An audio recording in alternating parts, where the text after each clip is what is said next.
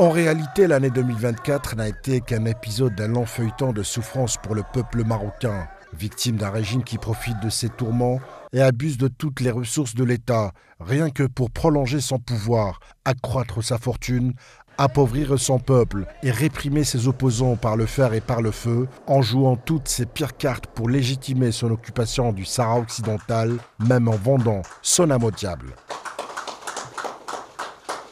Le Maroc a également connu ces derniers mois une forte augmentation du taux de chômage qui a atteint 21,3%, sans compter la faillite de centaines d'entreprises ou encore l'impact de la sécheresse aggravée par le Marzen qui persiste dans des cultures spéciales épuisant les ressources en eau au détriment de la sécurité hydrique de son peuple. Qui plus est, le régime marocain s'est érigé en 2024 avec son allié sioniste en chef de file du trafic de drogue afin d'exécuter ses plans malveillants pour la déstabilisation du continent africain et le pillage de ses richesses, outre le financement de son projet colonial en soudoyant les décideurs pour servir ses propres intérêts contraires à la légalité internationale.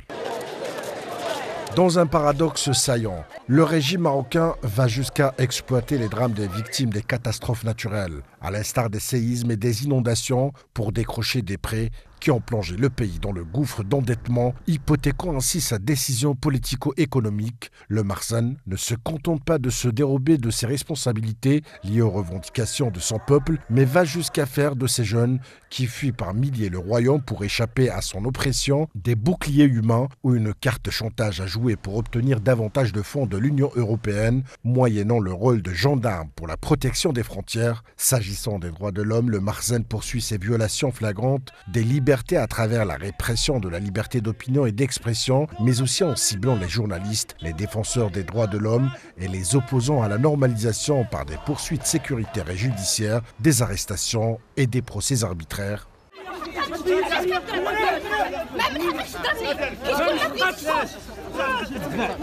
Face à cette réalité tragique qui, au fil du temps, n'a eu de cesse de s'aggraver, notamment avec la promulgation de projets de loi muselant les droits et libertés, le peuple marocain se trouve entre le marteau et l'enclume, contraint à fuir en masse sur les bateaux de la mort ou à descendre dans la rue pour dénoncer ces politiques menant vers l'inconnu, et ce malgré l'approche sécuritaire visant à étouffer ces mouvements de protestation qui se multiplient dans tous les secteurs, n'épargnant même pas les enseignants et les médecins.